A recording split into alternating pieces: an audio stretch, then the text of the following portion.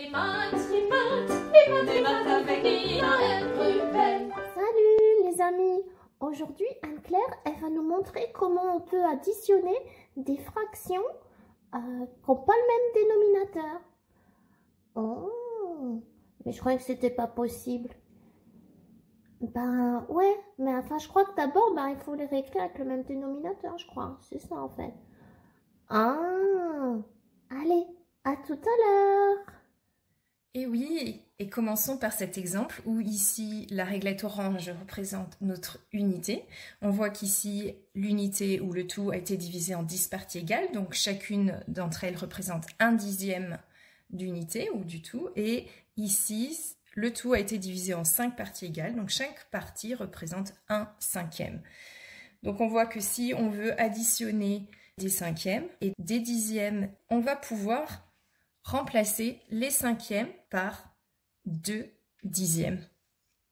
Donc ainsi, ici, 1/5 plus 3/10, c'est la même chose que 2/10 plus 3/10, c'est-à-dire 5/10, qui à son tour est équivalent à une moitié ou un demi.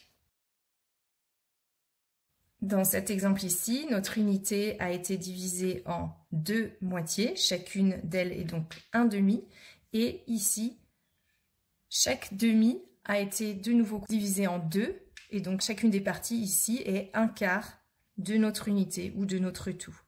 Donc si je veux additionner un demi plus 1/4, je réécris mon demi comme 2/4. Et cela nous donne donc 2/4 plus 1/4 égale 3/4. Et cela, on peut le visualiser aussi en utilisant le cadran de l'horloge.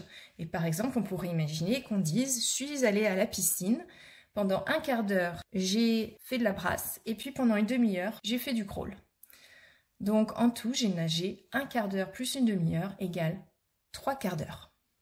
Et enfin, reprenons l'hexagone que nous avions utilisé dans la saison 4 sur les fractions.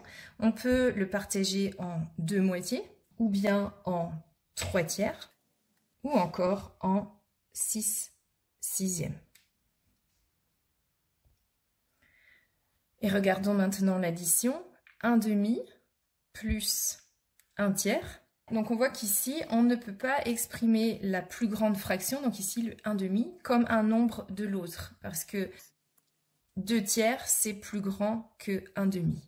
Donc il va falloir toutes les deux les exprimer en fonction de fractions plus petites, donc avec des objets plus petits, c'est-à-dire ici les sixièmes. En effet, 1/2, c'est équivalent à 3/6, et 1/3, c'est équivalent à 2/6. Et donc on voit que 1/2 plus 1/3 égale 5/6. On voit en effet que ce qui manque ici, c'est le dernier sixième pour faire notre unité, ou notre tout. Oh, Nina, t'as vu, c'est vraiment, on a toujours besoin d'un plus petit que soi, hein, parce que par exemple à la fin, c'est les petits triangles qui nous sauvent. On peut exprimer chaque fraction en nombre de petits triangles. Ouais, c'est vrai, mais petit triangle, ça veut dire grand dénominateur, hein, parce que là, c'est les sixièmes, alors que les autres, c'est des tiers et des demi. Ouais, pas toujours facile ça, à se dire que le petit, c'est celui qui a le grand dénominateur. Ouais, faut vraiment se rappeler, le dénominateur, c'est en combien de parts on a coupé notre tout. Ouais. Les maths